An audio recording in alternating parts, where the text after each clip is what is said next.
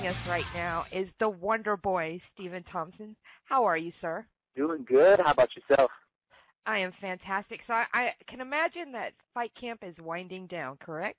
Oh, yes, definitely. I'm in the weight cutting process right now, and everything's going great. Now, how is your weight cutting this time? It's good, second time around, for the UFC, it's coming off pretty easily. That's good. That's good. So tell me how your camp has been this time around. Much better. I got to do some traveling. I was down in Florida with Rashad Evans for about a week and a half, and that was an awesome experience training with those guys at Imperial Athletics. I brought Nate Marquardt, who's another phenomenal 170 fighter. He was here for a week and a half training with me in my hometown of Cincinnati, South Carolina, and got to do some training up in Dallas, Texas with my brother-in-law. So the old famous Carlos Machado, my Brazilian Jiu-Jitsu instructor. So it's been going really good now. I feel really confident. Now, you and Nate Marquardt, you are both in the same stable under Alchemist management, right? Yes, we are. And your friends? Nate Marquardt? Yeah. Yes, Nate the Great. That's what we call him, Nate the Great. Now, let me ask you this. On the if factor of him coming back into the UFC and you both being at the welterweight division, is there ever a possibility that the two of you might meet up in the octagon? Well, me and him are training partners, and right now, I'm at a totally different end of the spectrum. He's one of the world's best MMA fighters, and he's shaved at the top, and I'm just now I'm the up and comer. So you never know what the future brings, but it will be a while before that even happens. So. I have to differ. I have to beg to differ. You're moving up very, very fast. You put on spectacular performances, and I just think with a nice flashy victory over the Immortal, I really think that you're going to be getting bigger and better opponents. Matt Brown is nothing to sneeze at for sure. He's a tough SOB, but I think this is a test to move you up into those higher ranks. Yeah, so, I think you could definitely be fighting with the elite your next fight around.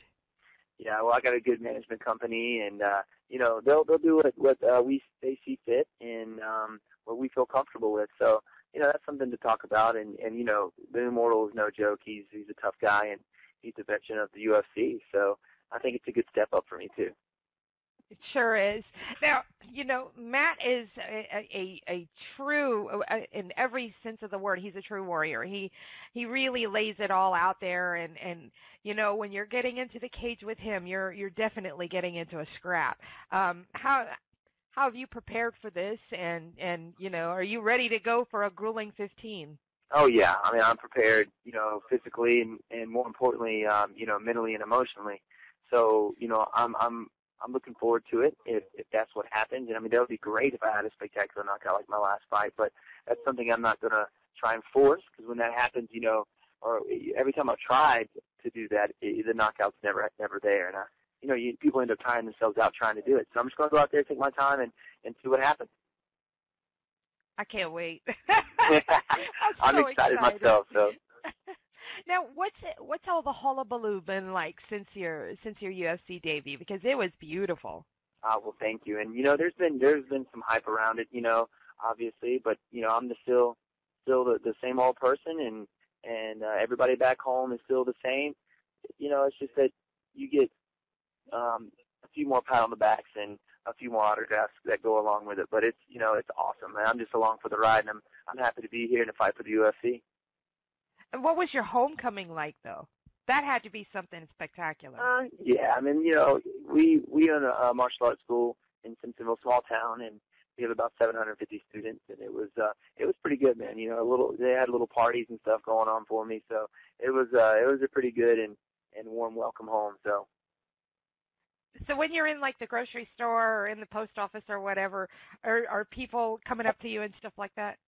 Yeah, actually, I was kind of surprised, but there was a few incidences where we went to restaurants, or I was at one of our grocery stores and had to stop and sign a few autographs. But it was fun. That's pretty neat. It is, you know. So I'm glad I have fans out there.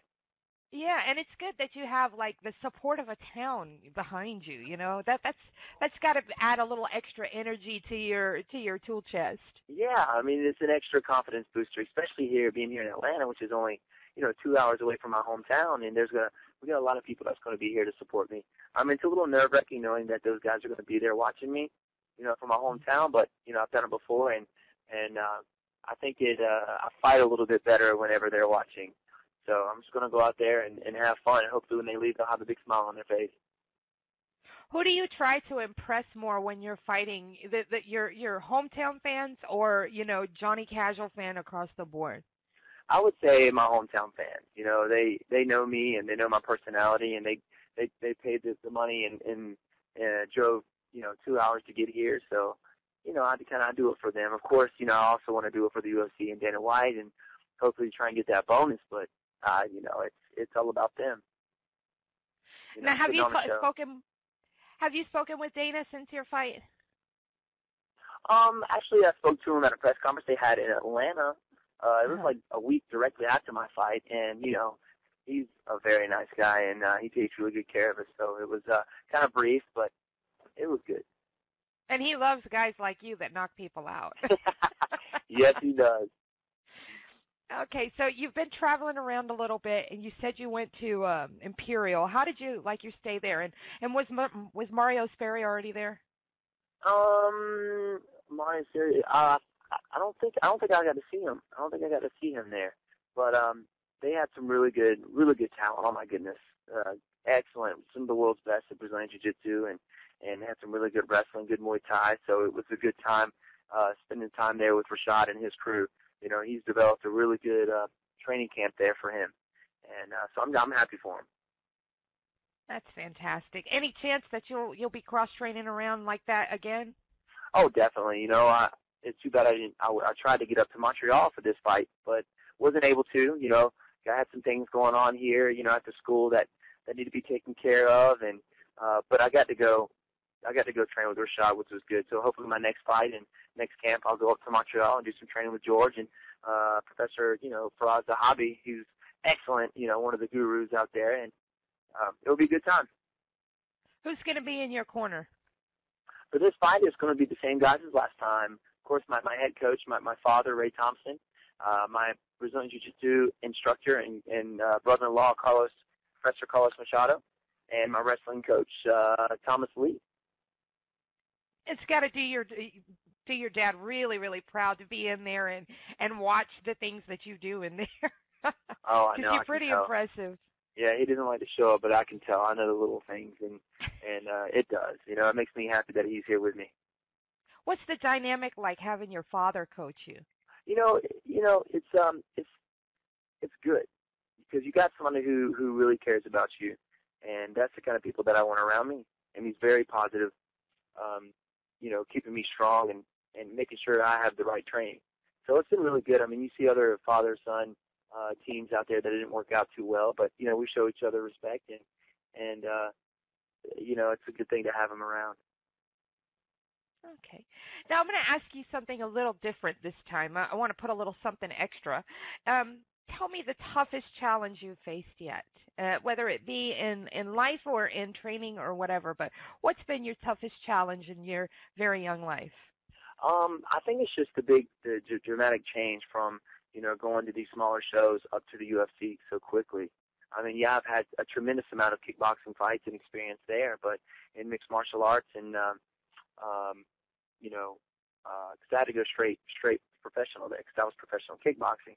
But that was probably the toughest, getting out there. Of course, I'm familiar with fighting in front of, a lot of people, but nothing like the UFC. There's nothing else like it out there. And I think that was kind of the biggest struggle, just keeping the nerves down and trying to keep your mind right, stepping out in the cage. And for the first time, it was fairly easy. Like I said, I keep positive people out around me, and they make it very easy for me. Okay. How many more times this year do you want to fight? Oh, man. So I can't fight anymore, to be honest with you, till I'm 50, I would say. I'm always, I come from a fighting family. So just this year though, how many times do you think you can fit in for this year? Well, I think I'll have a little bit of break because I've had these 2 fights back to back. But I would like to fight, another, maybe once or twice more. So to keep me busy, and hopefully that will come true. So it's up to my management company and what my dad and they think's the next step for me. Okay. So, now with all this newfound popularity and success and everything, does your fiance cook a little more for you? Fiance? Well, girlfriend, whatever. No, I don't have a girlfriend or fiance yet, so I'm just kind of doing my thing and staying focused on what now, what's next. That poses an excellent quandary for you. You've got a lot of fans out there. You can pick and choose now. Oh yeah, definitely. Make sure I choose the right one. That's the key. That's awesome. Do you notice that a lot more girls come up to you now? Yeah, a little bit. You got some, people on Twitter tweeting me, and it always makes me blush. Put There's a smile a on my face. crapshoot. Twitter is a place where people let it all hang out. What's the craziest thing you've read there? Nothing too bad. Just, I want to marry you or something. But, nothing too, crazy. But, it puts a smile on my face, and I think it's funny. That's awesome. Okay, well, you know what? We wish you the very best of luck. You're awesome, and we love you, and we're pulling for you. Well, thank you. So what I want to do right now for you is I want to give you a couple of minutes and basically give you a chance to say anything you'd like to say. Well, just to all the fans out there that are going to be tuning in for UFC 145, it's going to be exciting. You're going to definitely leave with a smile on your face, and check out my website. It's WonderboyMMA.com, and you can follow me on Twitter at WonderboyMMA. Awesome. Folks, thank you for listening. That was Stephen Thompson, the Wonder Boy. I am Crooklyn, your host, and we are out of here. Make sure you check us out on Monday for another episode of TapouT Radio.